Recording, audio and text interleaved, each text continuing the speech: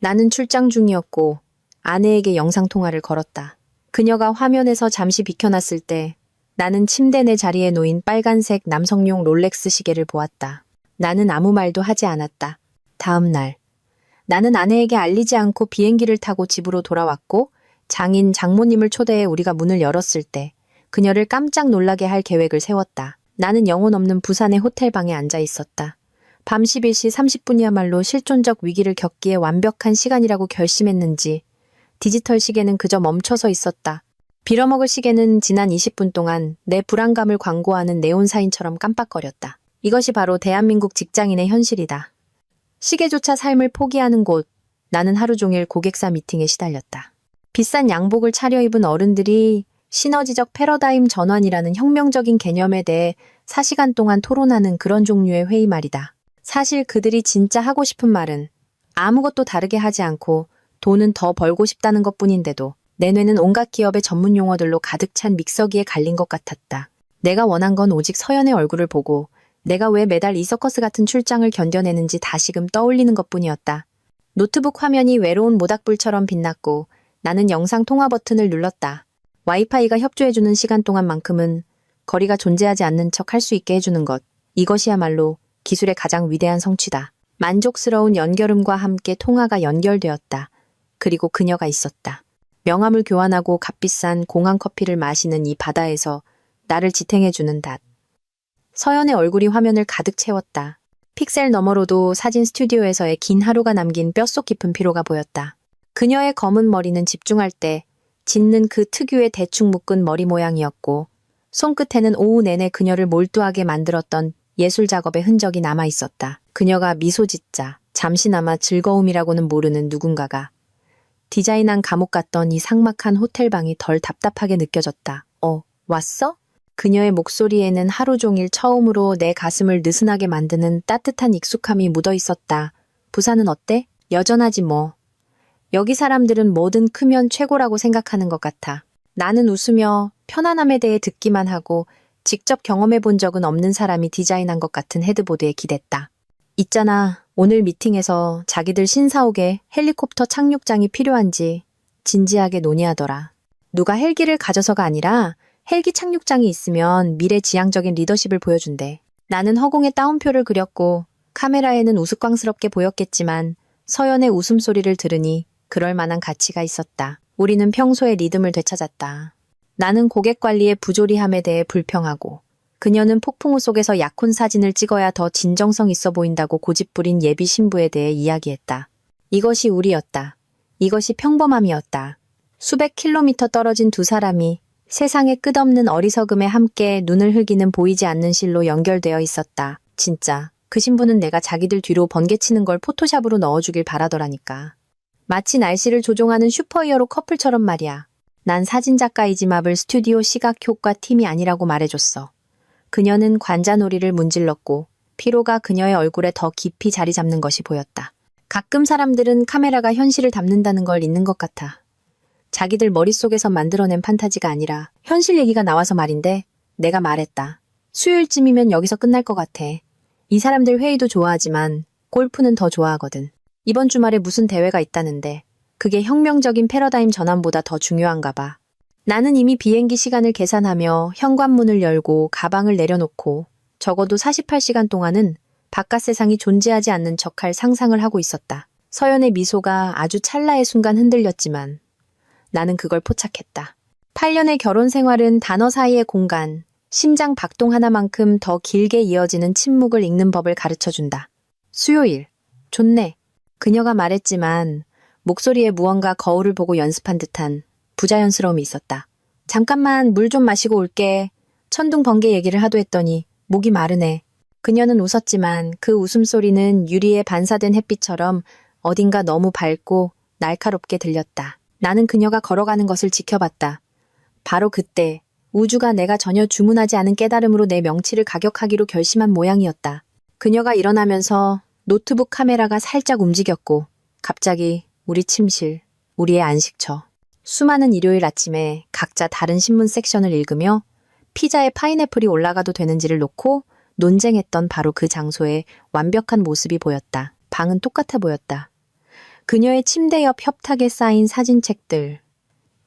우리가 제주도 작은 가게에서 샀던 담요가 독서 의자에 걸쳐져 있었다.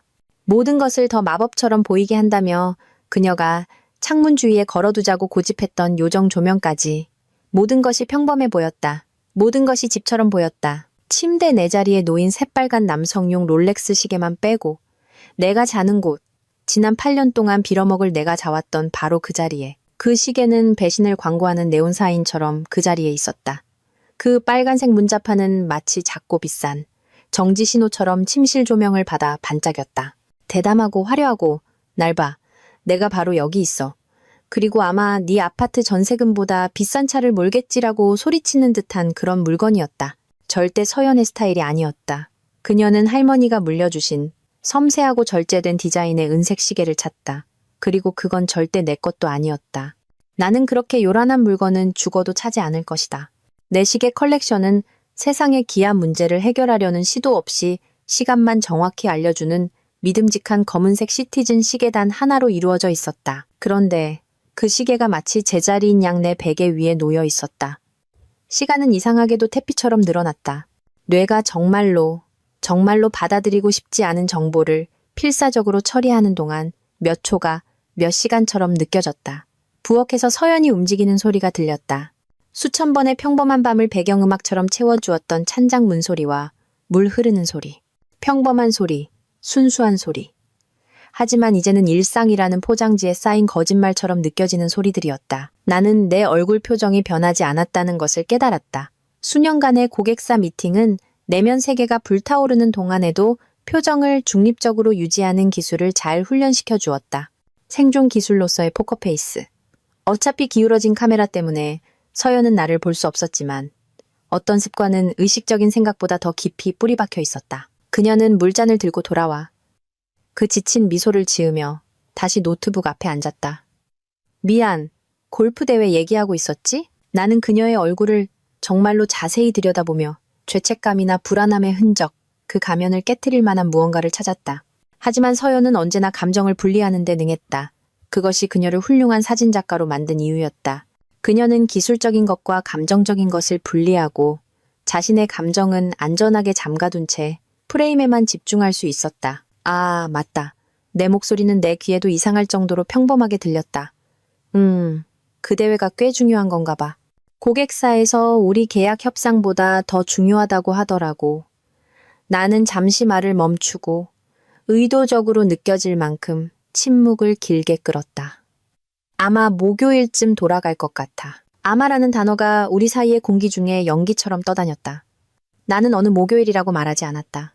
이번 주 목요일인지 다음 주 목요일인지 그녀가 우리 침실에서 도대체 무슨 일이 벌어지고 있는지 계획을 세우는 데 도움이 될 만한 구체적인 목요일은 언급하지 않았다. 목요일, 좋네. 그녀가 말했다. 내가 애써 찾지 않았다면 그녀의 말과 함께 새어나온 아주 작은 안도의 한숨을 놓쳤을지도 모른다. 네가 좋아하는 김치찌개 끓여놓을게. 우리는 몇 분 더 이야기했다. 그녀의 다가오는 사진 프로젝트와 내 고객사의 헬기 착륙장 집착에 대한 피상적인 잡담. 평범한 대화, 부부의 대화, 8년간의 저녁 식사와 나른한 토요일 아침을 채웠던 그런 종류의 대화였다. 하지만 이제 모든 단어가 방탄유리를 통해 말하는 것처럼 느껴졌다. 마침내 통화를 끊었을 때 나는 호텔방의 인공적인 침묵 속에 정확히 30초 동안 앉아 있었다. 내가 본 것의 무게가 차가운 콘크리트처럼 뼛속으로 스며들 때까지. 그러고 나서 나는 움직였다. 첫 번째 전화, 항공사. 안녕하세요. 비행기 변경 좀 하려고요. 내일 아침 가장 빠른 걸로요. 직원은 쾌활하고 효율적이었다. 갑작스러운 직장인의 비상사태에 익숙한 듯했다. 그녀는 나를 정오 전에 집에 도착하게 해줄 오전 6시 출발편을 찾아주었다. 두 번째 전화 장모님. 장모님 저 민준입니다. 내일 서연이 좀 놀라게 해주고 싶어서요. 점심이라도 같이 할까 하고요. 갑작스러운 건 알지만 제가 비행기를 좀 더 일찍 타게 돼서요. 예고 없이 나타나면 재밌을 것 같아서요. 장인어른이랑 같이 오시겠어요? 장모님의 열정은 즉각적이고 진심이었다. 어머, 민준아, 정말 좋은 생각이다. 우리 서연이가 요즘 너무 힘들게 일하는데 스트레스 받으면 어떻게 되는지 알잖니? 깜짝 점심 식사라니 완벽하네. 우리가 먼저 집으로 갈까? 네, 그럼 정말 좋죠.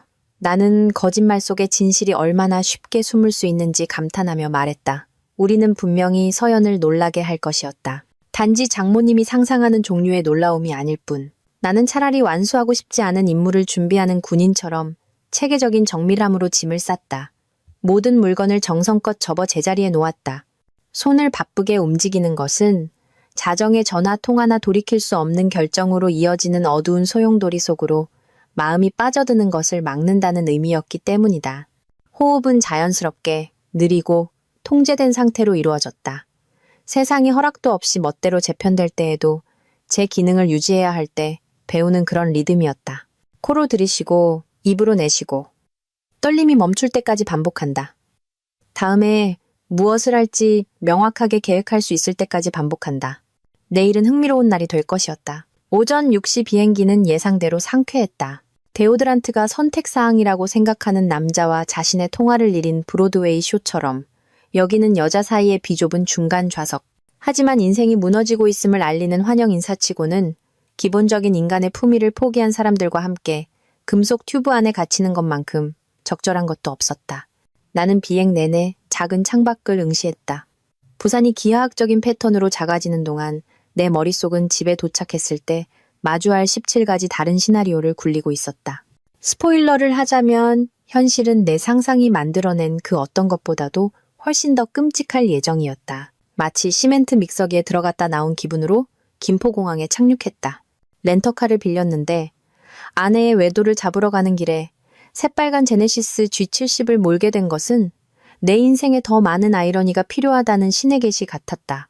나는 곧장 장모님 댁으로 향했다. 그분들은 잔디관리학 학이라도 있는 사람이 가꾼 듯한 완벽한 정원을 가진, 그리고 우편함 하나가 웬만한 사람들 월세보다 비쌀 것 같은 그런 동네에 사셨다. 장모님은 흥분한 할머니 모드로 문을 열어주셨는데 만약 내가 약 2시간 후에 그분 딸의 결혼 생활을 폭파시킬 예정이 아니었다면 정말 사랑스러웠을 것이다. 그녀는 특별한 날에만 입는 진주 단추가 달린 남색 스웨터를 입고 있었고 사람들을 행복하게 해줄 거라고 생각하는 무언가를 계획할 때만 나오는 그 반짝임이 눈에 가득했다. 민준아. 그녀는 거의 노래를 부르듯 나를 안았다.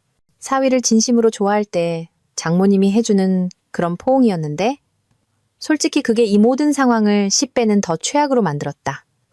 아버님은 외투 입고 계셔. 우리가 이 서프라이즈 때문에 얼마나 신났는지 몰라. 서연이가 요즘 새 갤러리 전시회 때문에 죽어라. 일만 해서 밥도 제대로 안 챙겨 먹는다니까. 지금 서연이한테 딱 필요한 게 바로 이거야. 네. 나는 복도에서 나타나 43년 동안 결혼 생활을 하며 여전히 단정하게 보이는 것을 중요하게 생각하는 남자의 신중한 정밀함으로 허리띠를 조절하는 장인어른을 보며 생각했다. 깜짝 점심 식사는 분명히 그녀에게 필요한 거죠. 그녀의 비밀스러운 삶이 완벽하게 폭파되는 걸로 깜짝 놀라게 해준 직후예요. 자네는 좋은 남편이야, 사위. 장인어른 이 악수를 청하며 말했다. 손바닥의 압력으로 인격을 판단하는 법을 배운 남자들의 그 단단한 악력이었다. 이런 일에 장모까지 챙기는 남자는 흔치 않아. 그분이 알기만 했다면 내 집으로. 한때 우리 집이었던 곳으로 가는 길은 마치 시간 왜곡 터널을 지나는 것 같았다. 모든 것이 익숙해 보였지만 완전히 낯설게 느껴졌다. 똑같은 가로수길, 똑같은 우스꽝스러울 정도로 큰 아파트 단지들. 오전 11시가 반바지와 후에만 걸친 채 잔디 깎기에 완벽한 시간이라고 생각하는 이유까지. 하지만 이제 이 모든 것이 내가 오디션을 본 적도 없는 연극의 무대 장치처럼 느껴졌다. 장모님은 조수석에서 서연의 최근 사진 프로젝트와 딸이 그토록 노력했던 갤러리 전시를 마침내 열게 되어 얼마나 자랑스러운지에 대해 쾌활한 수다를 계속 이어가셨다. 장인어른은 뒷좌석에서 가끔 동의하는 듯한 소리를 냈는데 아마 내가 왜 핸들을 마치 놓치면 도망이라도 갈 것처럼 꽉 쥐고 있는지 궁금해하셨을 것이다. 애가 사진 편집하느라 밤을 새운다니까. 장모님은 자신이 던지고 있는 아이러니 폭탄을 전혀 의식하지 못한 채 말을 이었다. 가끔 밤 10시에 전화하면 아직도 일하고 있어. 너무 무리하는 건 아닌지 걱정이야. 자네가 출장가 있는 동안 혼자 있는 시간이 많잖니. 네, 나는 서연이가 그 혼자 있는 시간을 어떻게 보내고 있었는지 꽤 명확한 그림을 그리기 시작했다. 우리 아파트 주차장으로 차를 몰고 들어가면서 나는 이 상황의 우주적인 농담에 잠시 감탄해야 했다. 나는 지금 내 집 열쇠로 내 집에 들어가서 빨간 롤렉스가 세련됨의 극치라고 생각하는 어떤 놈과 침대에 있는 내 아내를 잡으려 하고 있었다. 이게 바로 대한민국의 꿈인가 보다. 하얀 울타리 대신 튼튼한 현관문과 불륜이라는 사이드 메뉴가 곁들여진 나는 내 권리인 양 열쇠를 사용했다. 기술적으로 말하면 나는 그럴 권리가 분명히 있었다. 자물쇠는 지난 3년 동안 집을 의미했던 익숙한 딸깍 소리를 내며 돌아갔다. 우리가 이 집을 사고 6개월 동안 페인트색과 아일랜드 식탁이 정말 필요한지를 놓고 다투었던 그 이후로 계속. 알고 보니 아일랜드 식탁은 우리 문제 중 가장 사소한 것이었다. 현관에 들어서자마자 즉시 무언가 이상했다. 너무 깨끗하고 너무 완벽했다. 마치 누군가가 모든 것이 제자리에 있도록 상당한 시간을 들여 정리한 것 같았다. 손님을 예상하지 않았을 때 이건 결코 좋은 신호가 아니다. 서연은 원래 깔끔했지만 이건 달랐다. 이건 연출된 깔끔함이었다. 어떤 것들이 왜 제자리에 있거나 없는지를 설명해야 할지도 모른다고 생각하는 사람이 하는 신중한 정리정돈. 콘솔 테이블 위에는 늘 있던 물건들이 놓여 있었다. 서연이 3달 동안 돈을 모아 산 갈색 가죽 가방. 그녀가 항상 잃어버려서 내가 달아준 작은 고리에 걸린 우리 집 열쇠들. 그리고 커프스링크 하나. 단 하나의 커프스링크가 마치 스포트라이트를 받을 순간을 기다리는 것처럼 그곳에 놓여 있었다. 짙은 붉은색의 나멜. 화려하고 비싸 보이는 정장 액세서리가 개성이라고 생각하는 남자들에 대해 확고한 의견을 가진 커프스링크를 단 하나도 소유하지 않은 내 것은 분명 아니었다. 장모님도 그것을 발견했다. 어머, 예쁘네. 그녀가 그것을 향해 손을 뻗으며 말했다. 이거 민준이 네가 행사 때 쓰려고 새로 산 거니? 뭐, 그런 셈이죠. 나는 그녀가 그걸 집어들고 내가 아직 답할 준비가 되지 않은 질문들을 시작하기 전에 부드럽게 그녀의 손을 증거물에서 떼어놓았다. 장인어른은 43년 동안 행간을 읽는 법을 배운 남자의 신중한 주의력으로 커프스링크를 살피고 있었다. 그리고 나는 그의 눈 뒤에서 생각의 톱니바퀴가 돌아가기 시작하는 것을 볼 수 있었다. 바로 그때 우리가 그 소리를 들었다. 위층에서 물 흐르는 소리, 정확히는 샤워기 소리. 화요일 오전 11시 30분에 완벽하게 정상적일 수도 있었지만 서연의 스튜디오 스케줄상 그녀는 보통 7시면 일어나 카페인을 섭취했고 아침 머리는 좋은 사진의 적이라는 그녀의 개인적인 미용 철학에 따라 보통 밤에 샤워를 했다. 그리고 웃음소리가 들려왔다. 서연의 웃음소리. 밝고 진심 어리고 완전히 무방비한. 내가 침대로 커피를 가져다 주거나 그녀의 카메라 가방에 우스꽝스러운 메모를 남겼을 때 그녀가 내게 보여주던 그런 종류의 웃음소리. 다만 이제는 보이지 않는 따귀처럼 우리 계단을 타고 흘러내려왔다. 그리고 마치 우주가 내게 결혼 파탄의 디럭스 패키지를 선사하기로 작정한 듯 남자의 목소리가 그녀에게 화답했다. 낮고 자신감 있고 편안한 목소리. 내 샤워실, 내 침실, 내 삶에서 완전히 편안함을 느끼는 사람의 목소리였다. 가슴이 이상해졌다. 동시에 텅 빈 것 같으면서도 뜨겁게 타오르는 느낌. 마치 누군가 중요한 부분을 모두 파내고 그 자리에 녹은 납을 채워넣은 것 같았다. 장모님의 손이 입으로 향했고 장인어른은 내 옆에서 완전히 돌처럼 굳어버렸다. 완전한 침묵이나 완전한 혼돈 직전에 오는 그런 종류의 정적이었다. 나는 손을 들어 손바닥을 밖으로 향하게 했다. 아무 소리도 내지 말라는 만국 공통의 신호. 왜냐하면 다음에 일어날 일은 무엇이든 내 조건, 내 속도, 내 규칙에 따라 일어나야 했기 때문이다. 장모님의 눈이 커졌지만 그녀는 고개를 끄덕였다. 차가운 물처럼 이해가 그녀의 얼굴에 번졌다. 장인어른의 턱이 굳어졌지만 그는 조용히 있었다. 좋았다. 이 상황에 아마추어들의 드라마는 전혀 필요 없었다. 우리는 마치 폐장 후에 박물관을 몰래 탐험하듯 계단을 올랐다. 한 걸음 한 걸음 신중하고 의도적으로. 집이 이렇게 적진처럼 느껴진 적은 없었다. 모든 익숙한 소리가 이제 잠재적인 배신으로 가득 차 있었다.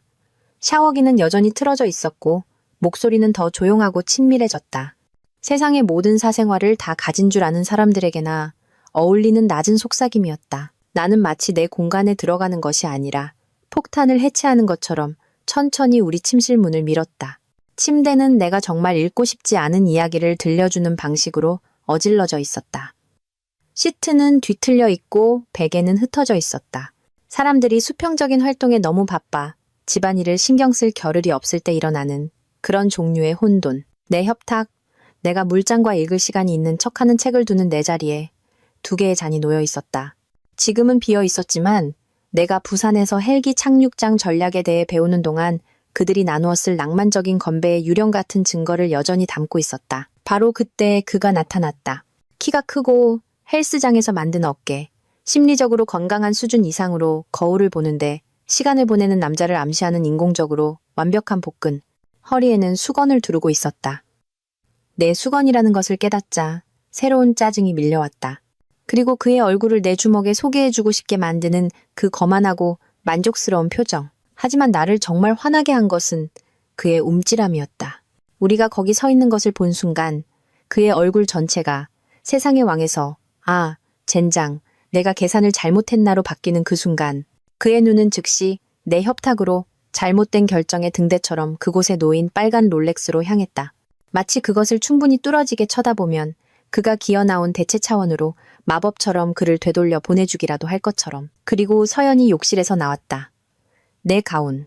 내가 대학 시절부터 입었던 부드러운 회색에 내가 가장 좋아하는 가운을 걸치고 그녀의 얼굴에 떠오른 표정은 마치 깜짝 파티에 막 들어선 사람이 케이크와 풍선 대신 변호사와 결과가 기다리고 있다는 것을 깨달았을 때와 같았다. 장모님은 마치 방 안의 모든 공기가 아주 작은 빨대를 통해 빨려나간 것처럼 작은 숨막히는 소리를 냈다.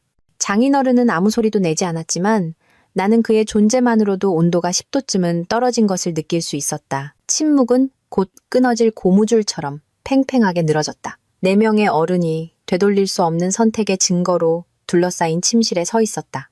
그 배경 어딘가에서는 아무 일도 없었다는 듯 샤워기가 계속해서 물을 쏟아내고 있었다. 지훈, 물론 그의 이름은 지훈이었다. 아마도 유럽의 세련됨을 암시하는 억양으로 발음될 법한 그런 이름.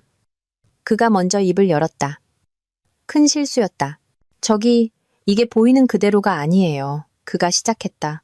이것은 보이는 그대로의 짓을 하다가 걸린 사람들이 내뱉는 만국 공통의 명함과도 같은 말이다.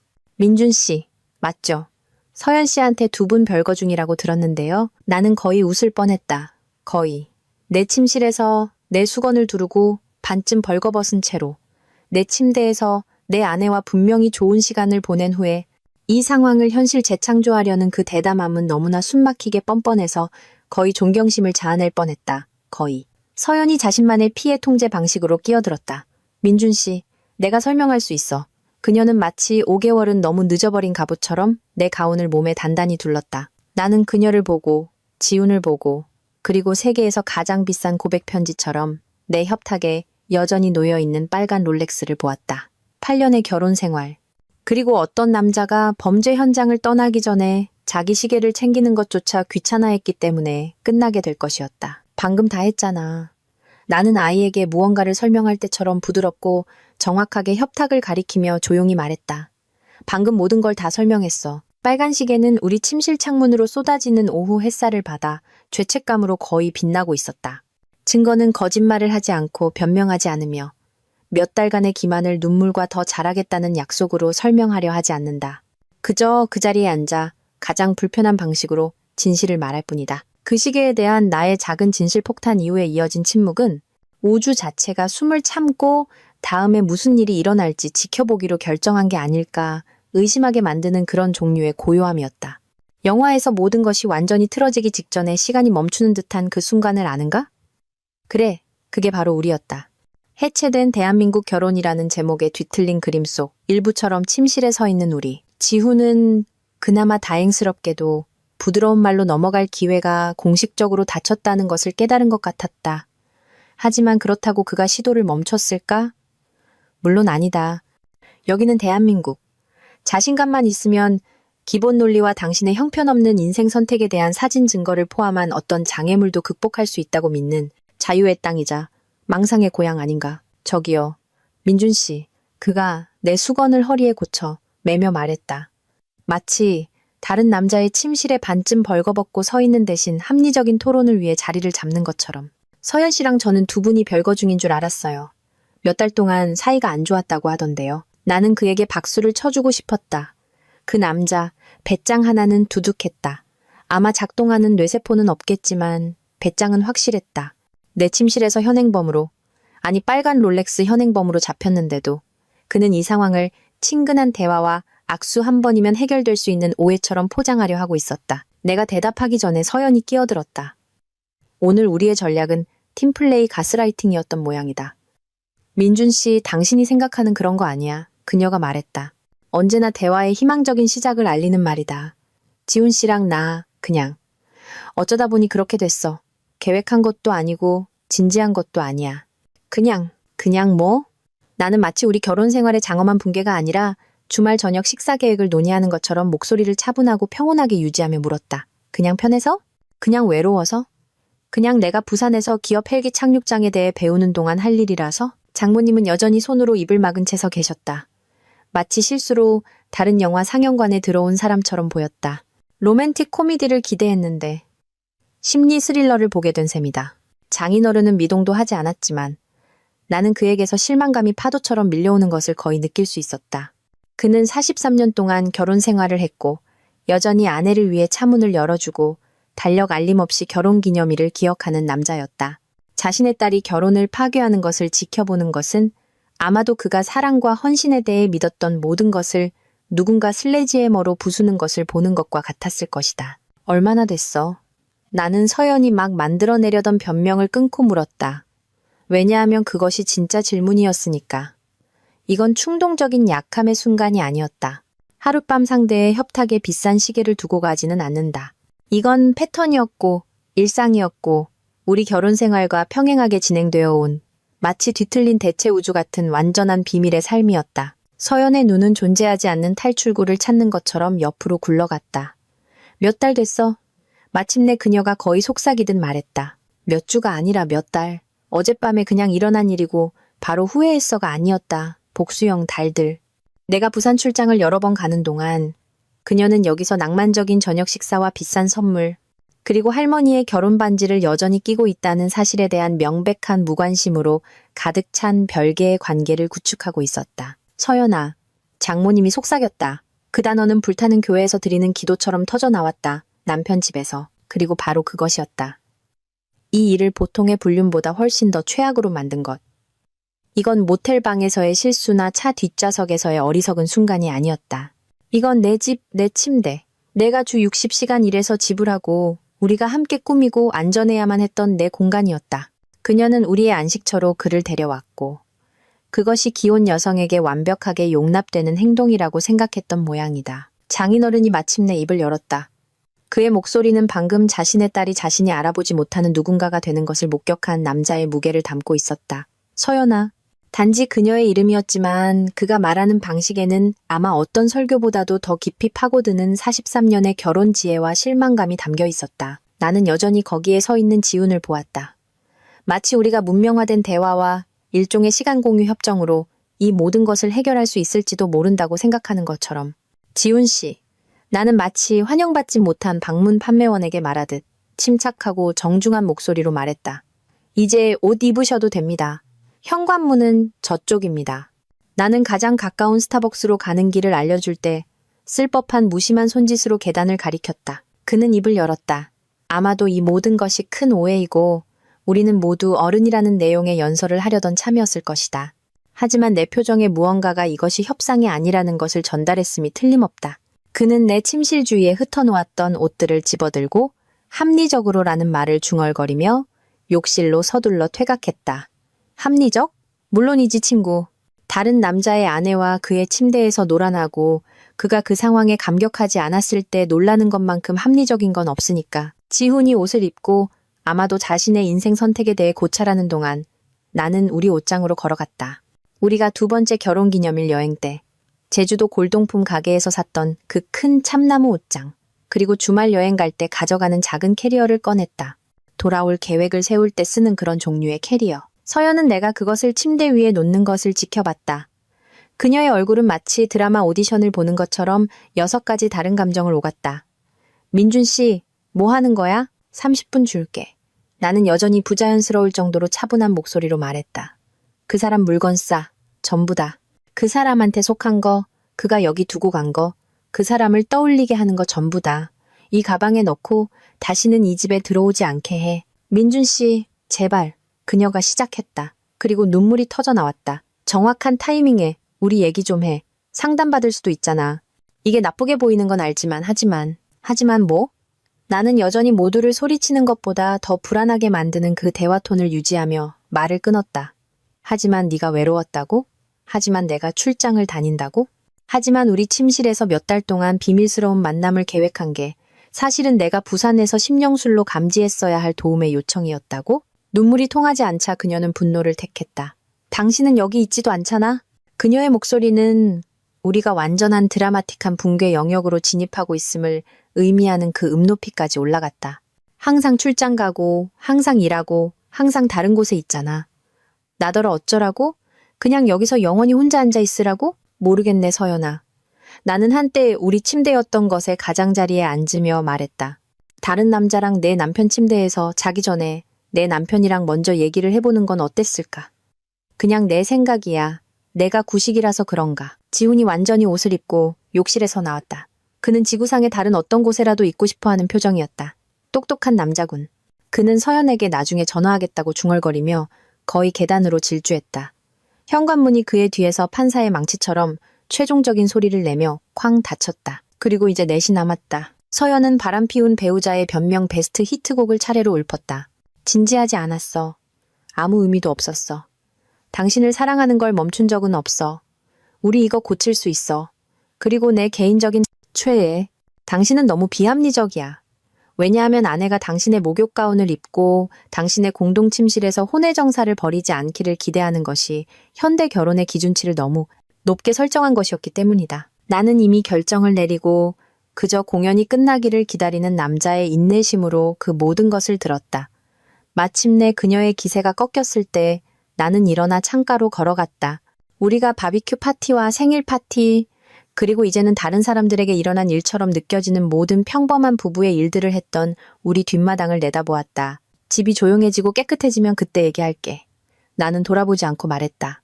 그 사람의 흔적이 하나도 남지 않았을 때 네가 내가 듣고 싶어 할 거라고 생각하는 말이 아니라 정말로 하고 싶은 말이 무엇인지 생각할 시간이 있었을 때 그때는 아마 대화를 할 수 있을 거야.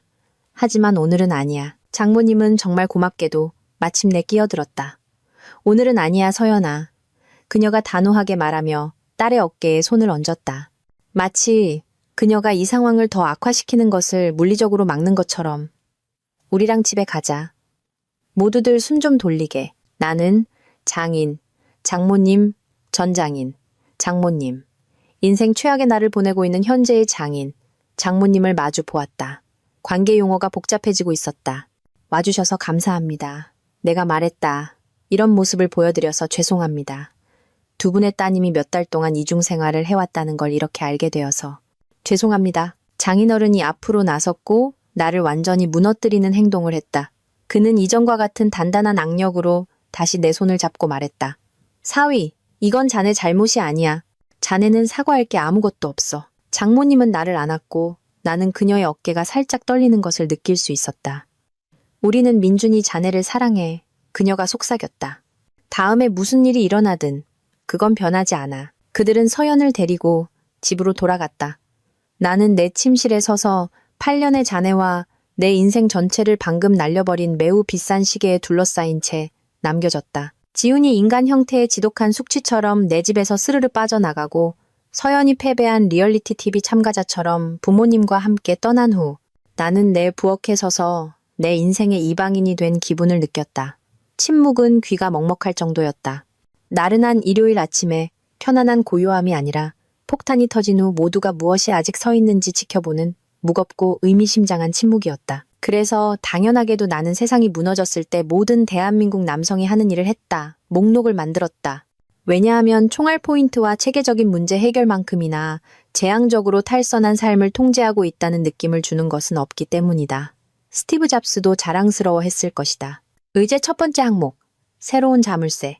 내 집이 내 결혼 서약을 실제 약속이라기보다는 느슨한 제안 정도로 생각하는 사람들을 위한 회전문이 되어버린 것 같았기 때문이다.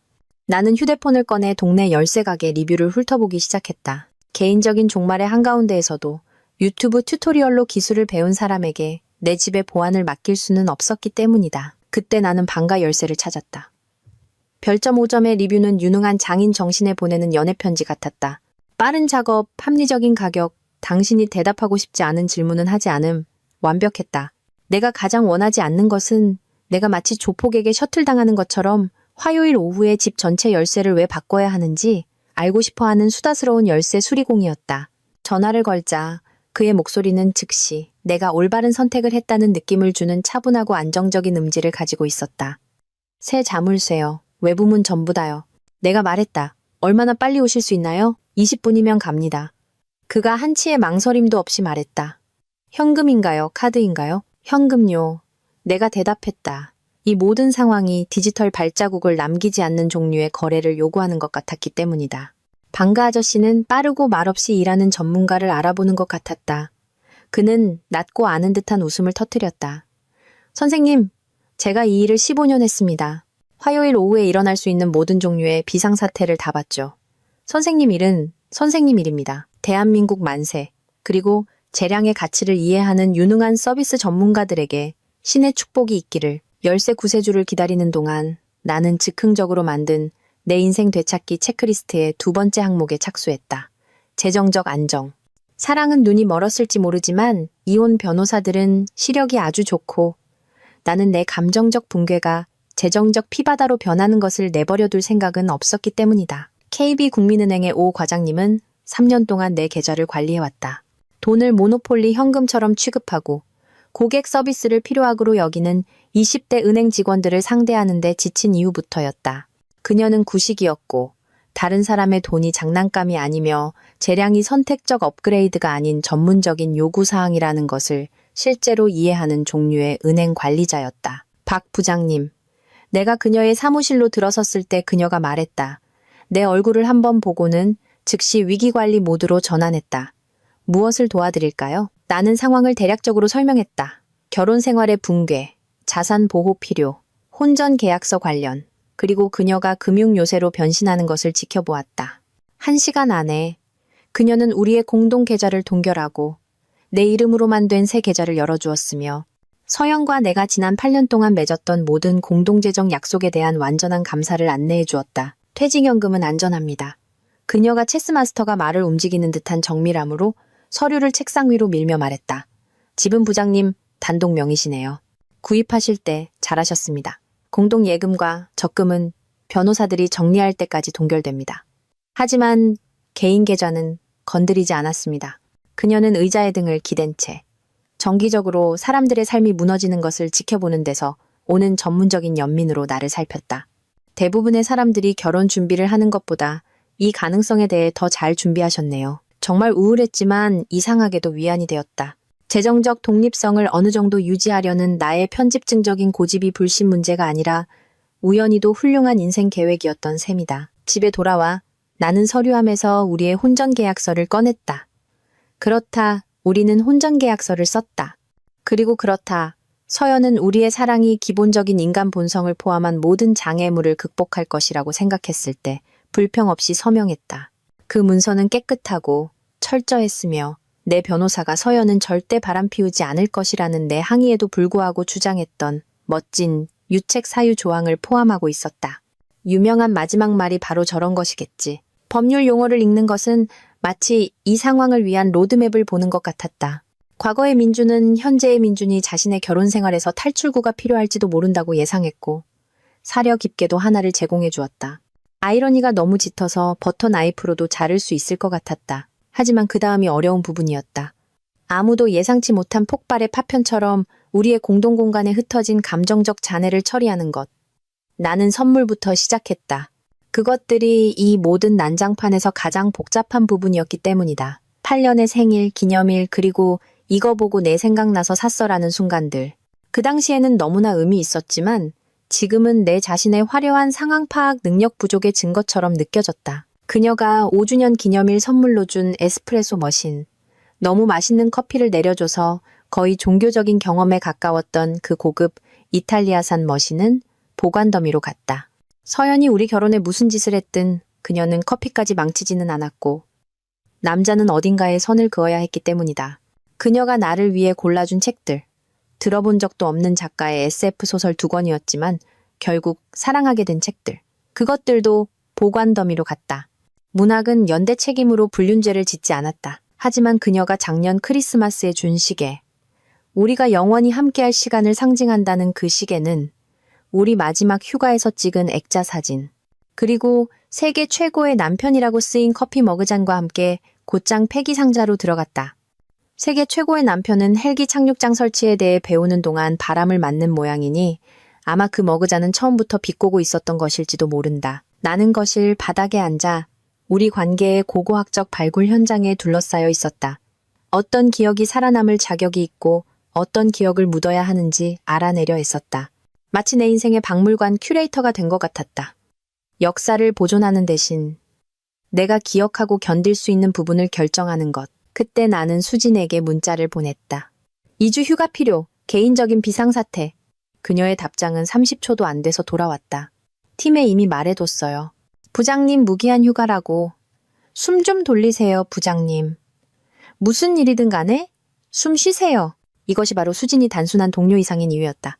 그녀는 짤막한 문자 메시지의 행간을 읽고 즉시 기업의 비상 서비스를 동원할 수 있는 종류의 친구였다. 질문도 자세한 설명을 요구하지도 않고 그저 즉각적인 조치와 전문적인 효율성으로 위장한 감정적 지원. 그날 밤 나는 아마 미친 소리처럼 들리겠지만 그 당시에는 절대적으로 필요하다고 느꼈던 결정을 내렸다. 나는 소파에서 잤다. 침대가 불편해서도 아니고 새 시트를 살 돈이 없어서도 아니었다. 모든 것이 변했다는 것을 내 몸에 상기시키기 위해 차가운 가죽이 필요했기 때문이다. 이것은 이제 다른 규칙과 다른 가능성을 가진 다른 집이었다. 소파는 내 인생이 새로운 기어로 바뀌었다는 감각적 증거와도 같았다. 내가 단지 악몽을 꾸고 있는 것이 아니라는 것을 계속 인지하게 할 만큼 불편했지만 제 기능을 못할 정도로 끔찍하지는 않았다. 현실을 인정하되 거기에 빠져들지 않는 것의 물리적 등가물이었다. 잠자리에 들기 전에 나는 집안을 돌아다니며 우리가 공유했던 모든 디지털 접근 지점을 변경했다. 현관문 도어록에 새 비밀번호, 새 와이파이 비밀번호, 모든 스트리밍 서비스의 새 로그인 정보, 바람피운 사람의 넷플릭스 접근을 차단할 만큼 내가 좀스럽다는 사실을 인정해야겠다. 고소하든가 남자는 찾을 수 있는 곳에서 승리를 거둬야 한다. 나는 심지어 스마트 도어록 시스템에서 서연의 지문을 삭제했는데 이는 믿을 수 없을 정도로 성숙하면서도 완전히 우스꽝스러운 느낌이었다.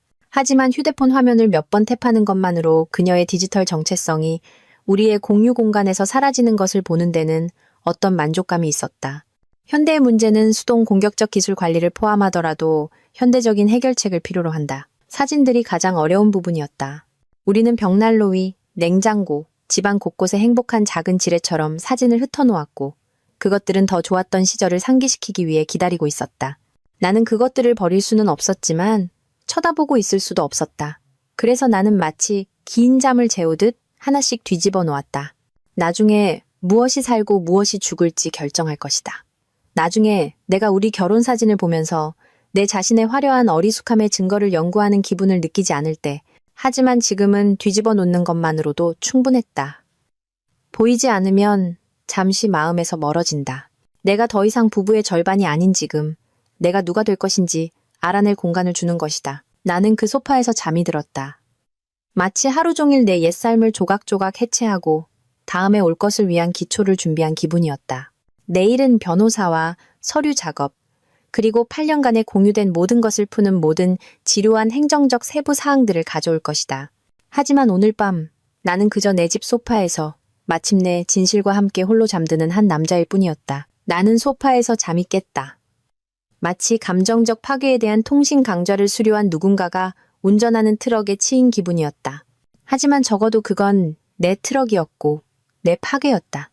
아침 햇살은 온전히 내 소유인 창문을 통해 쏟아져 들어와 앞으로 내가 모든 결정을 내리게 될 가구들을 비추고 있었다. 그리고 몇 달 만에 처음으로 나는 밥에 단 분노에 쌓여 있기는 했지만 안도감일지도 모르는 무언가를 느꼈다. 커피 먼저. 결혼 생활의 종말 속에서도 카페인은 인류의 가장 신뢰할 수 있는 상수 장소로 남아있으니까 나는 나의 부엌에 서서 내가 가장 좋아하는 머그잔으로 커피를 마시며 이웃이 내 집 앞을 지나 개를 산책시키는 것을 보았다. 그 지극히 평범한 모습이 작은 기적처럼 느껴졌다. 세상은 끝나지 않았다. 사람들은 여전히 개를 산책시키고 있었다. 아내가 당신의 침실을 싸구려 모텔처럼 취급했을 때조차도 삶은 계속되는 모양이었다. 정확히 오전 9시. 나는 홍혜진 변호사에게 전화했다. 홍혜진 변호사는 다른 변호사들을 칵테일 파티에서 긴장하게 만드는 종류의 이혼 전문 변호사였다. 나는 회사 내 소문을 통해 그녀에 대해 들었다. 지옥을 겪고 반대편으로 나왔을 때 실제로 이득을 본 친구의 친구 같은 이야기. 절대 필요하지 않기를 바라며 파일에 넣어두는 그런 추천. 알고 보니 내게는 그것이 필요했다. 그녀의 사무실은 우리는 시간당 요금을 청구하며 그만한 가치가 있습니다라고 외치는 듯한 도심의 빌딩 중 하나에 있었다. 온통 유리와 강철로 되어 있었고 무심코 자세를 고쳐 앉게 만드는 공격적인 전문성이 풍겼다. 홍 변호사 자신은 실패한 결혼을 해체하는 것으로 경력을 쌓은 사람에게서 기대할 수 있는 바로 그 모습이었다. 날카로운 정장, 더 날카로운 눈, 그리고 바람 피운 배우자들이 만들어낼 수 있는 모든 슬픈 이야기, 모든 변명, 모든 필사적인 정당화 시도를 다 들어봤다는 것을 전달하는 악수. 박민준 씨. 그녀가 작은 항공모함으로도 쓸 수 있을 것 같은 책상 뒤에 앉으며 말했다. 모든 것을 말씀해 주세요. 그래서 나는 말했다. 불가사의하게 멈춘 호텔 시계부터 불륜을 광고하는 네온사인처럼 내 협탁에 놓여있던 빨간 롤렉스까지 모든 지저분한 이야기를 나는 별거라는 단어에 대한 지훈의 창의적인 해석, 서연의 몇 달간의 비밀스러운 삶, 그리고 장인, 장모님이 딸의 부인과 책임 전가에 대한 오스카상감 연기를 목격하게 된 맛깔나는 아이러니에 대해 이야기했다. 홍 변호사는 특히 복잡한 수술을 계획하는 외과 의사에 집중된 주의력으로 들었다. 내가 말을 마치자 그녀는 방금 이야기를 처음 들은 사람치고는 의심스러울 정도로 두꺼워 보이는 폴더를 꺼냈다. 더 진행하기 전에 그녀가 말했다. 혼전 계약서에 대해 이야기하죠. 아, 그렇지. 혼전 계약서. 과거의 민준이 서연의 초기 반대와 그것이 비낭만적이고 결혼에 대한 믿음 부족을 보여준다는 다른 모든 사람들의 의견에도 불구하고 주장했던 그 문서. 글쎄, 과거의 민준은 지금쯤 아주 똑똑해 보이고 있었다. 홍 변호사는 마치 세계에서 가장 비싼 포커 게임에서 카드를 돌리는 것처럼 서류를 책상 위에 펼쳤다. 이건 사실 꽤 잘 되어 있네요. 그녀가 완벽하게 관리된 빨간 손톱으로 한 부분을 톡톡 치며 말했다. 유책 사유 조항, 명확하게 정의된 재산 분할, 그리고 이게 아름다운 부분이죠. 분류는 위자료 청구권을 무효화합니다. 그러니까 그녀가 우리 안방에서 출장 온 남자들을 상대로 민박집을 운영했다는 사실이 법적으로 제게 유리하게 작용한다는 말씀이시죠? 정확히 그 뜻입니다. 홍 변호사가 미소 지었다. 그것은 아마도 상대편 변호사들을 스트레스성 두드러기에 시달리게 만들 종류의 미소였다. 당신의 혼전 계약서는 이빨이 있습니다, 민준 씨. 진짜 이빨이요. 우리는 다음 이 시간 동안 다음에 일어날 일의 개요를 짰다. 내가 집을 갖는다. 공평했다. 내가 돈을 냈고 그녀는 허가받지 않은 손님을 초대하는 데 사용했으니까 나는 내 퇴직연금, 사업자산, 그리고 그녀가 빨간 롤렉스 씨와 관계를 쌓는 동안 내가 경력을 쌓는 데 보낸 15년을 대표하는 거의 모든 것을 갖게 될 것이다. 서연은 그녀의 차, 카메라 장비, 개인 소지품, 그리고 남편 소유가 아닌 비싼 시계에 대한 새로운 감상을 가질 수 있을 것이다. 나는 심지어 적당한 현금 합의금도 제한할 것이다. 모든 것에도 불구하고 나는 그녀의 인생을 파괴하려는 것이 아니라 단지 약간의 존엄성을 지키며 빠져나오고 싶었기 때문이다. 관대하시네요. 홍 변호사가 우리가 개요를 짠 조건을 검토하며 말했다. 현명한 겁니다. 내가 정정했다. 이 일이 끝난 후에 제가 누구인지가 제가 그녀에게서 무엇을 가져올 수 있는지보다 더 중요합니다. 제가 모르는 사람이 되었는지 궁금해하지 않고 거울 속에 저를 볼 수 있기를 원합니다. 홍 변호사가 승인하듯 고개를 끄덕였다. 이 일에서 더 강해져서 나올 남자가 할 법한 말이네요. 제 많은 의뢰인들은 복수에 너무 집중한 나머지 나중에 자신과 함께 살아야 한다는 것을 잊어버리죠. 홍 변호사의 사무보조, 아마 12살쯤 되어 보이지만 노련한 프로처럼 법률 문서를 다루는 제이라는 친구가 은행 명세서와 재무 기록을 추적하는 동안 나는 미뤄왔던 다른 전화를 걸었다. 노 선생님의 상담실은 사람들의 감정에 대해 돈을 내고 토론하는 장소라기보다는 누군가의 거실처럼 느껴지게 하려고 정말 열심히 노력한 개조된 오래된 주택 중 하나에 있었다. 나는 전에 상담을 받아본 적이 있었다. 부부 상담이 아니라 그냥 평범한 왜 나는 주 60시간 일하면서도 여전히 뒤처지는 기분일까를 알아내는 상담. 그리고 노 선생님은 완전히 전문적이면서도 동시에 진심으로 인간적인 그런 종류의 상담사였다. 민준 씨, 내가 전화했을 때 그녀가 말했다. 오랜만이네요. 어떻게 지내세요? 글쎄요, 선생님. 나는 한때 우리 의자였고 이제는 그냥 내 의자인 의자에 앉으며 말했다. 제 아내가 몇 달 동안 바람을 피우고 있었다는 사실 때문에 전화드렸습니다. 어제 가장 영화처럼 드라마틱한 방식으로 그걸 발견했고 제가 이 모든 일을 정말 잘 처리하고 있는지 아니면 정말 못 처리하고 있는지 확신이 서지 않네요. 둘 중 어느 쪽인지 잘 모르겠습니다. 상당한 진전이네요. 오늘 오후에 오실 수 있나요? 1시간 후 나는 라벤더와 좋은 결정의 냄새가 나는 노 선생님의 사무실에 앉아 24시간 만에 세 번째로 그 이야기를 하고 있었다. 하지만 이번에는 달랐다. 이번에는 충격이나 법적 전략 대신 감정에 대해 이야기해야 했다. 이 모든 것에 대해 어떻게 지내고 계세요? 노 선생님이 상담사들이 당신의 영혼을 직접 들여다보려고 할 때 하는 그 방식으로 몸을 앞으로 기울이며 물었다. 솔직히 화나요. 상처받았어요. 안도감이 들어요. 무서워요. 완전히 미치지 않은 제 자신이 자랑스러워요. 저는 괜찮아질 거라고 확신하는데 그게 저를 엄청나게 놀라게 하네요. 나는 어제부터 마셔온 이상한 감정적 칵테일을 표현할 단어를 찾으려 잠시 멈췄다. 누군가 죽은 것 같은 기분과 동시에 해방된 것 같은 기분을 느끼는 게 정상인가요? 물론입니다. 그녀가 망설임 없이 말했다. 슬픔과 안도감은 절대적으로 공존할 수 있습니다. 당신은 가졌다고 생각했던 결혼 생활을 애도하는 동시에 기만 위에 세워진 관계로부터 자유로워졌다는 것을 인식하고 있는 겁니다. 그녀는 그것들을 압도적이기보다는 관리 가능하게 느끼게 만드는 방식으로 사물에 이름을 붙이는 재주가 있었다. 우리는 분노 대 경노에 대해, 철이와 나선형 하강의 차이에 대해, 그리고 때로는 무언가의 끝이 완전히 다른 무언가의 시작처럼 느껴질 수 있다는 것에 대해 이야기했다. 중요한 것은 우리 상담 시간이 끝나갈 무렵 노 선생님이 말했다. 당신이 순수한 감정이 아닌 명료함의 자리에서 결정을 내리고 있다는 점입니다. 자물쇠를 바꾸고 재정을 확보하고 변호사와 상담하는 것, 이 모든 것은 비합리적인 상황에 대한 합리적인 대응입니다. 그럼 제가 완전히 미쳐가고 있는 건 아니군요. 민준 씨, 당신은 어제 몇 달간의 불륜을 발견하고 존엄성을 유지하고 관련된 모든 사람을 기본적인 인간적 품위로 대하면서 법적, 재정적으로 자신을 보호하는 것으로 대응했습니다. 만약 그게 미쳐가는 것이라면 세상은 더 많은 관계를 필요로 할 겁니다. 나는 해가 질 무렵 집으로 운전해 돌아왔다. 오늘 아침에는 다르게 보였고 이제는 다시 정상으로 보이는 똑같은 익숙한 거리를 지났다. 방가 아저씨의 배는 사라졌지만 그는 내 현관 앞에 반짝이는 새 열쇠 2개와 메모가 담긴 작은 가방을 남겨두었다. 새로운 장을 위한 새로운 자물쇠, 친구, 잘 쓰시게. 나는 완전히 법적으로 부인할 수 없이 내 소유인 집의 열쇠를 들고 현관에 서서 마지막으로 무언가가 이렇게 단단하고 이렇게 확실하고 다음에 올 것을 위한 기초처럼 느껴졌던 때가 언제였는지 기억해내려 애썼다. 안으로 들어가니 모든 것이 똑같아 보였지만 다르게 느껴졌다. 더 안전하고 더 정직하게. 마치 집 자체가 몇 달 동안 숨을 참다가 내쉰 것처럼. 나는 간단한 저녁을 만들었다. 화려한 것 없이 그냥 파스타와 병에서 나온 수제가 아니라고 사과하지 않는 그런 종류의 소스.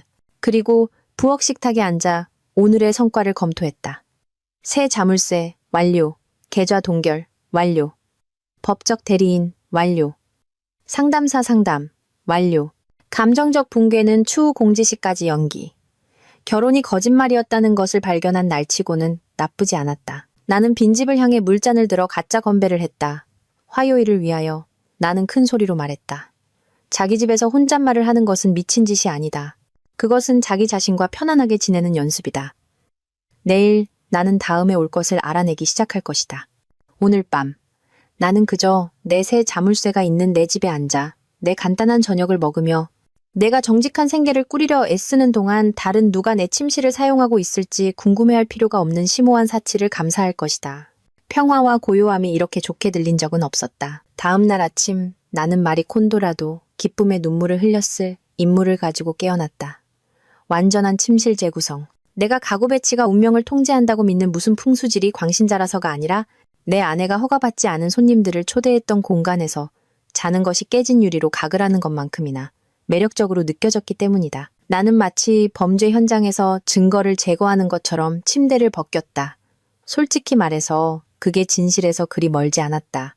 그 시트들은 무언가를 보았고 배신을 목격했으며 아마도 아침 드라마도 얼굴을 붉힐 만한 이야기들을 가지고 있었을 것이다. 서연의 과외 활동에 마지못해 참여했을지도 모르는 모든 베개식과 담요와 함께 세탁기로 직행했다. 새 시트는 이마트에 가야 한다는 것을 의미했다.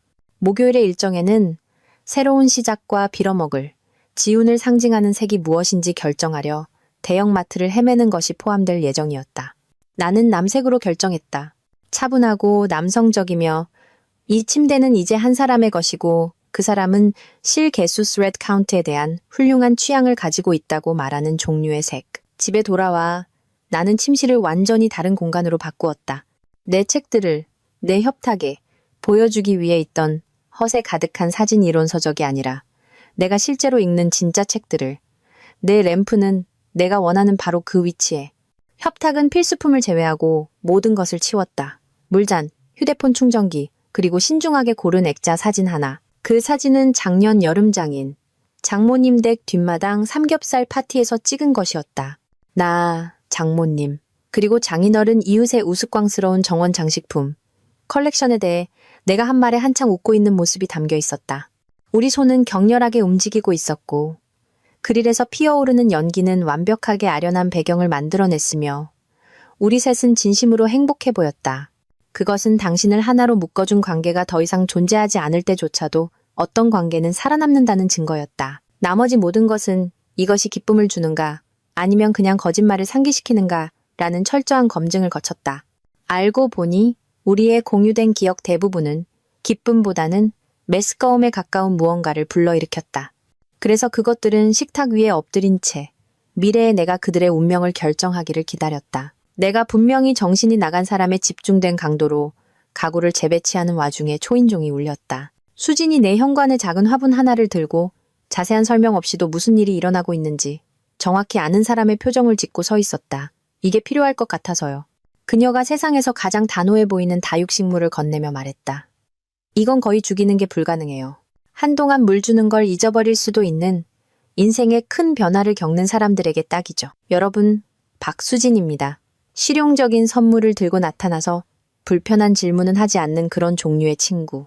그녀는 내 재구성된 생활 공간을 한번 둘러보고 만족스럽게 고개를 끄덕인 후 어떤 설명이나 감정적 처리도 요구하지 않고 떠났다. 때로는 최고의 지지는 모든 것을 주거라 토론할 필요가 없다는 것을 이해하는 사람들로부터 온다. 그날 저녁 나는 동네를 산책하며 나의 새로운 독립을 시험해보기로 결정했다. 3년 동안 걸었던 똑같은 길이었지만 이제 모든 것이 다르게 느껴졌다. 더 커진 느낌. 마치 내가 예전보다 더 많은 공간을 차지하고 누군가를 실망시키고 있는 건 아닌지 끊임없이 궁금해하는 데서 오는 약간 구부정한 자세 대신 더 꼿꼿하게 걷는 것처럼. 김 여사님은 수상 경력에 빛나는 장미에 물을 주고 있었고 언제나처럼 손을 흔들었다. 길 건너편 아이는 14살이고 자신이 불멸이라고 확신할 때만 나오는 그런 두려움 없는 결단력으로 스케이트보드 기술을 연습하고 있었다. 평범한 교회의 삶은 이 완벽하게 관리된 외관 뒤에서 벌어지는 개인적인 드라마에는 완전히 무관심한 채 그 끊임없는 행진을 계속하고 있었다. 나는 해가 질 무렵 집에 도착했다. 거실을 금빛으로 물들여 모든 것을 독신남의 안식처라는 제목의 잡지, 화보처럼 보이게 만들었다. 나는 진짜 저녁을 만들었다. 그냥 병에 든 파스타가 아니라 채소와 양념, 그리고 나는 제대로 먹을 가치가 있다고 말하는 종류의 노력이 들어간 실제 요리. 닭고기가 오븐에서 익는 동안 나는 이마트 탐험 중에 충동적으로 산 가죽 노트를 펼쳤다. 빈 페이지, 무한한 가능성, 거짓말이나 배신의 역사 없이 다음에 올 것으로 채워지기를 기다리는 순수한 잠재력뿐이었다. 나는 한 줄을 썼다. 고칠 수 없는 것들이 있다. 지을 수 있는 것들이 있다. 그리고 노트를 닫고 부엌 식탁에서 저녁을 먹고 내 남색 시트 속에서 잠자리에 들었다. 몇 달 만에 처음으로 나는 시계나 호텔 혹은 연기처럼 느껴지는 대화에 대한 꿈을 꾸지 않았다. 나는 그저 온전히 내 소유인 침대에서 깊고 꿈 없는 잠을 잤다. 내일은 무엇이든 가져올 수 있었다. 오늘 밤 나는 집에 있었다. 시간은 아코디언처럼 이상하게 움직였다. 며칠이 몇 주처럼 느껴지고 몇 주가 몇 분처럼 느껴졌다. 그리고 갑자기 나는 서연 이후의 현실에서 거의 한 달을 살고 있었다. 나는 결혼한 나를 경악시켰을. 하지만 독신인 나에게는 놀라울 정도로 자연스러운 일상에 빠져들었다. 오전 6시 커피, 정오까지 업무 이메일, 사진 잡지에 관심 있는 척하는 대신 실제 책을 읽으며 부엌 식탁에서 점심, 그리고 다른 사람의 기대를 통해 걸러지지 않았을 때 내 자신의 동반을 실제로 즐긴다는 것을 발견하는 저녁 시간. 홍 변호사는 다른 모든 화요일과 똑같이 느껴지던 어느 화요일에 전화했다. 그녀가 입을 열고 모든 것을 바꾸기 전까지는 정리됐습니다. 그녀가 말했다. 그 두 단어는 낭만적 동반관계의 법적 해체에 대한 박사, 학위 논문보다 더 큰 무게를 지니고 있었다. 서연 씨가 오늘 아침에 합의서에 서명했어요. 재판도, 반대 제안도, 막판 드라마도 없었습니다. 깨끗하고, 간단하고, 최종적입니다. 나는 식료품점 박차 안에 앉아 있었다. 물론 이 인생을 바꾸는 소식은 내가 일반 체다와 엑스트라 샤프 체다의 실존적 차이에 대해 고민하는 동안 내게 도달했다. 그리고 그 단어들이 잔잔한 물에 돌이 떨어지듯 내 뇌에 자리 잡게 내버려 두었다. 끝났다. 8년의 결혼 생활, 몇 달의 배신, 몇 주의 법적 서류 작업, 그리고 그 모든 것은 우리를 나와 그녀로 개별적으로 변형시킨 문서 위의 서명으로 귀결되었다. 현대 로맨스의 정수였다. 기분이 어떠세요? 홍 변호사가 물었다. 아마도 변호사들은 의뢰인이 법률 비용 지불 능력에 영향을 미칠 수 있는 감정적 붕괴를 겪을지 확인해야 할 의무가 있기 때문일 것이다. 이상해요. 나는 솔직하게 말했다. 뭔가 더 느껴야 할 것 같은데. 안도감, 분노, 슬픔, 감정 하나 골라보세요. 어떤 감정이든. 대신 그냥 텅 빈 기분인데 이게 사실 평화로울지도 모르겠어요. 정상입니다. 그녀가 말했다. 이혼은 애도입니다. 당신은 가졌다고 생각했던 결혼 생활을 슬퍼하는 동시에 실제로 가졌던 결혼 생활의 끝을 축하하고 있는 겁니다. 복잡하죠. 그날 저녁 과거 관계에 유령이 보낸 메시지처럼 내 현관 앞에 소포가 나타났다. 작은 갈색 상자, 상표에는 서연의 필체, 반송 주소는 없었다. 평범한 사람처럼 부모님 주소를 포함하는 대신 그녀는 완전한 미스터리한 전처 모드로 가기로 결정한 모양이다. 안에는 가죽 노트와 그녀가 이 작별 제스처에 실제 생각을 담았음을 시사하는 비싼 편지지에 쓰인 쪽지가 들어있었다. 민준 씨. 그녀의 정성스러운 필체로 쪽지가 쓰여 있었다. 내가 무슨 말을 해도 내가 망가뜨린 것을 고칠 수 없다는 걸 알아. 당신이 나를 미워할 거라는 것도 알고 왜 그런지도 이해해. 언젠가 당신이 나를 용서할 수 있기를 바라지만 대부분은 당신이 평화를 찾기를 바라. 당신은 행복할 자격이 있어. 언제나 그랬어. 서연. 나는 이 쪽지가 마치 내가 너무 빨리 움직이면 폭발할 것처럼 부엌에 서서 도대체 이걸로 뭘 해야 할지 알아내려 애썼다. 종결의 드라마틱한 제스처로 불태울까? 그녀의 죄책감의 증거로 액자에 넣을까? 아니면 자기 개발서 섹션에 책갈피로 쓸까? 대신 나는 아마도 내 머릿속이 어떤 상태인지를 전부 말해주는 행동을 했다. 나는 그것을 내가 아마도 절대 수리할 필요가 없을 가전제품의 사용 설명서와 함께 선반에 두었다. 유용한 정보일 수도 있지만 매일 접근할 필요는 없는 그런 것. 그리고 나는 혁명적으로 느껴지는 일을 했다. 나는 계획을 세웠다. 온전히 내 소유인 실제 미래를 위한 실제 계획. 오 과장님에게 재정적 분리 마무리에 대해 이메일을 보냈고 수진에게 복귀 날짜에 대해 문자를 보냈으며 장모님에게는 그냥 그럴 수 있다는 이유만으로 내 간단한 저녁 식사 사진을 보냈다. 그녀는 신문 위에 앉아 인간 드라마에 전혀 동요하지 않는 표정의 고양이 사진을 답장으로 보냈다. 평범함이 복권에 당첨된 것 같았다. 2주 후 처음 그 부산 호텔방에 들어섰던 민준에게는 절대적으로 미친 소리처럼 들렸을 일을 했다. 나는 저녁 파티를 열었다. 내가 갑자기 사교적 엔터테인먼트에 숨겨진 재능을 발견했거나 파티를 여는 것이 무슨 캐서롤 기반 치료법처럼 마법처럼 내 감정적 상처를 치유할 것이라고 생각해서가 아니었다. 나는 내 집이 다시 사람들을 맞이할 준비가 되었다고 느꼈기 때문에. 그리고 더 중요하게는 내 집 안에 사람들을 맞이할 준비가 되었다고 느꼈기 때문에. 그렇게 했다. 손님 명단은 작았지만 완벽했다. 장인, 장모님은 당연했다. 그들은 결혼 증명서와는 아무 관련이 없고 중요할 때 나타나는 것과 모든 관련이 있는 방식으로 나의 선택된 가족이 되었기 때문이다. 수진. 왜냐하면 그녀는 나를 귀찮게 하지 않으면서도 어떻게든 나를 챙겨주었고 마치 평범한 인간 상호작용의 땅으로 나를 다시 이끄는 빵 부스러기처럼 무작위로 업무밈과 식물 관리 지침을 보냈기 때문이다. 그리고 옆집의 철수 씨와 영희 씨. 3년 동안 현관에서 내게 손을 흔들어 주었고 최근에는 친근한 이웃에서 실제로 신경 써주는 사람으로 승격된 부부. 나는 마치 내 인생이 달린 것처럼 아침 내내 요리를 했다. 아마도 그랬을 것이다. 누구에게 무언가를 증명하려는 것이 아니라 내 인생의 다른 모든 것이 다른 사람들의 선택에 의해 해체되었을 때 내 손으로 좋은 것을 만드는 것에는 깊은 만족감이 있기 때문이다. 나는 할머니의 갈비찜 레시피를 만들었다. 4시간이 걸리고 대부분의 결혼 생활보다 더 많은 인내심을 요구하는 그 레시피. 그리고 구운 채소와 내가 야심차기는 하지만 망상에 빠지지는 않았기 때문에 실제로 빵집에서 사온 빵을 곁들였다. 집은 이제 달라 보였다.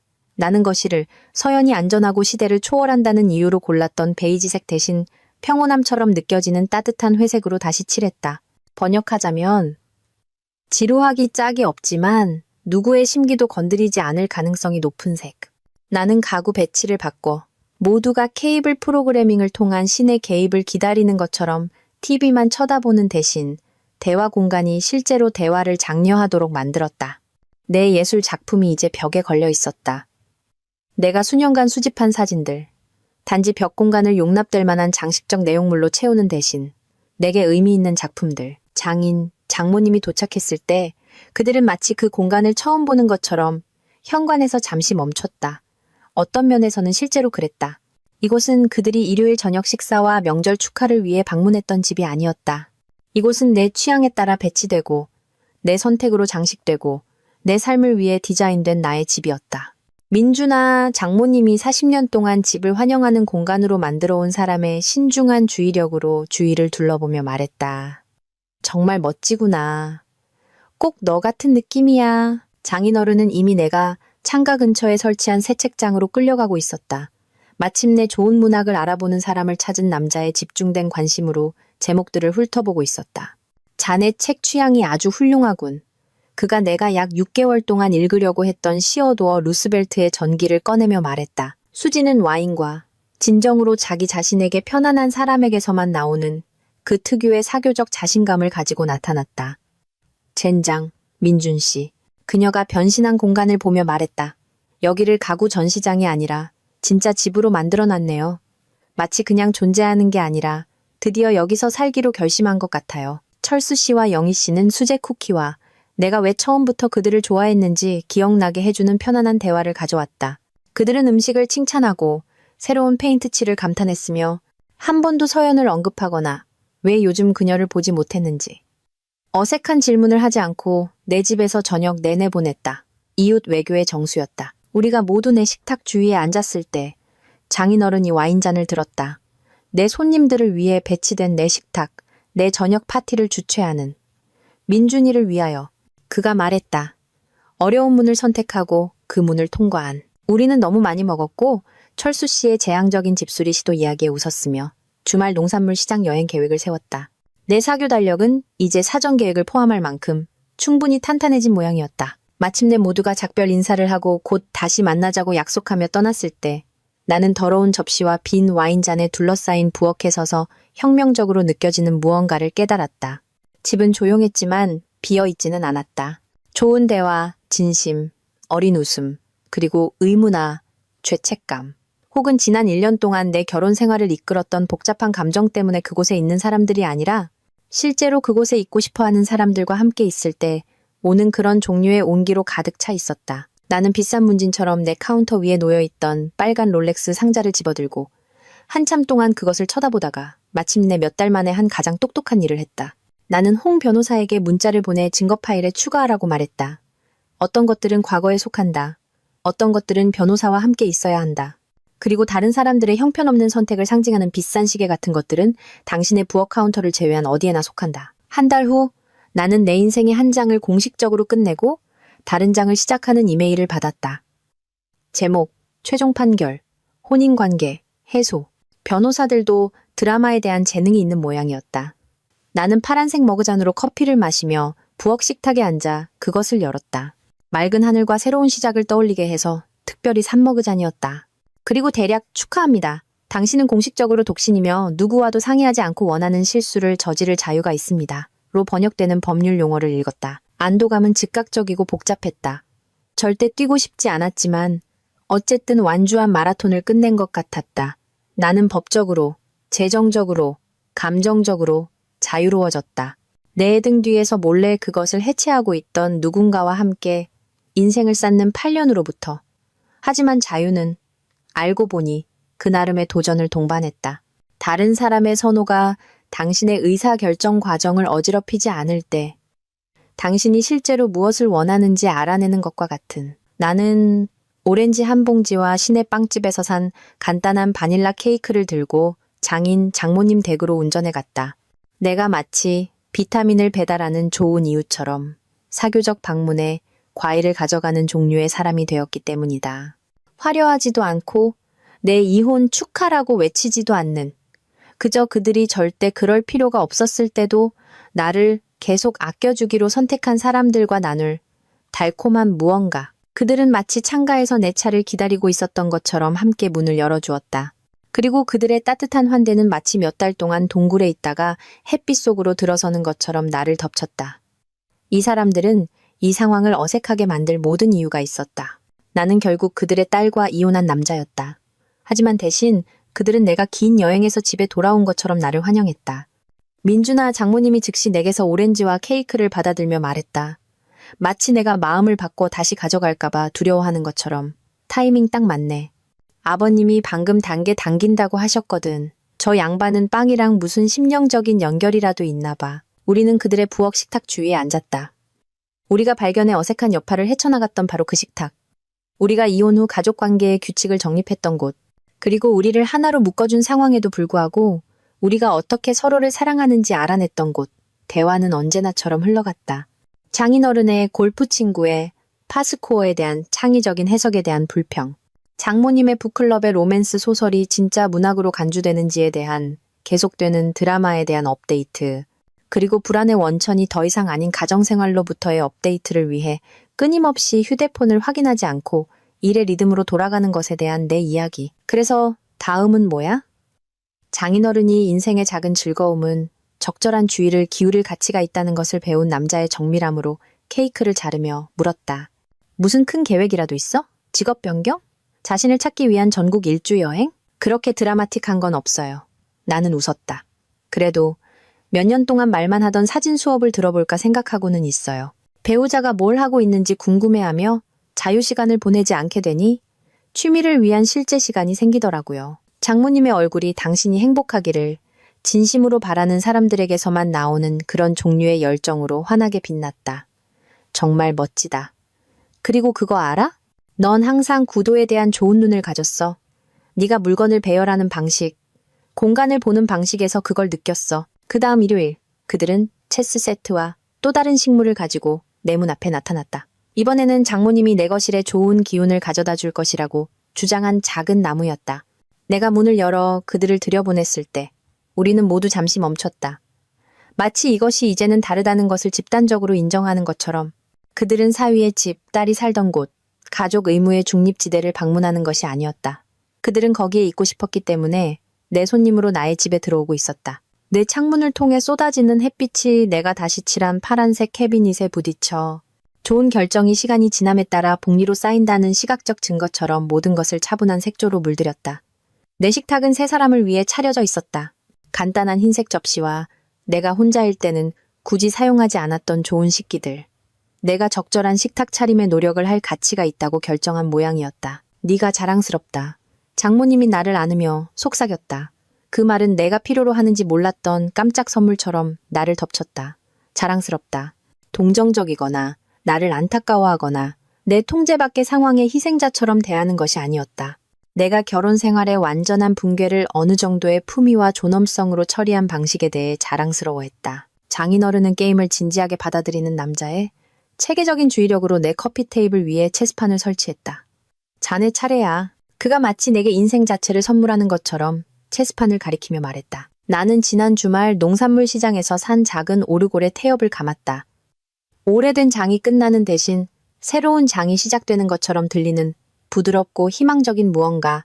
멜로디는 내 거실을 채웠고 오후의 햇살과 마침내 완전히 내 것이 된 삶의 조용한 만족감과 섞였다. 우리는 케이크를 먹고 체스를 두고 식물원 여행을 계획하며 오후를 보냈다.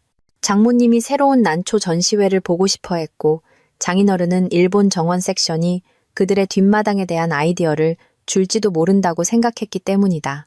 우리를 하나로 묶어준 복잡한 상황에도 불구하고 서로를 아끼기로 선택한 사람들이 나누는 평범한 계획에 대한 평범한 대화. 나중에 그들이 집으로 돌아가고 내가 내 부엌의 평화로운 고요함 속에서 설거지를 하고 있을 때 나는 그 가죽 노트를 꺼냈다. 서연이 보낸 것. 내가 마치 물릴 것처럼 피하고 있던 것. 나는 첫 번째 빈 페이지를 펼쳐 한 줄을 썼다. 오늘 나는 다시 시작한다. 내일은 무엇이든 가져올 것이다. 오늘 밤 나는 집에 있었다. 나는 자유로웠다. 그리고 나는 다음에 올 모든 것에 대비가 되어 있었다. 빨간 롤렉스는 사라졌다. 그것이 속한 법률 서류와 함께 잠겨 있었다. 파란색 머그잔은 깨끗하게 닦여 내일의 커피를 위해 준비되어 있었다. 그리고 먼 곳 어딘가에서 나는 김 여사님 댁의 풍경이 만족의 무작위 멜로디를 연주하는 것을 들을 수 있었다. 다시 시작하는 것은 꽤 괜찮게 들렸다.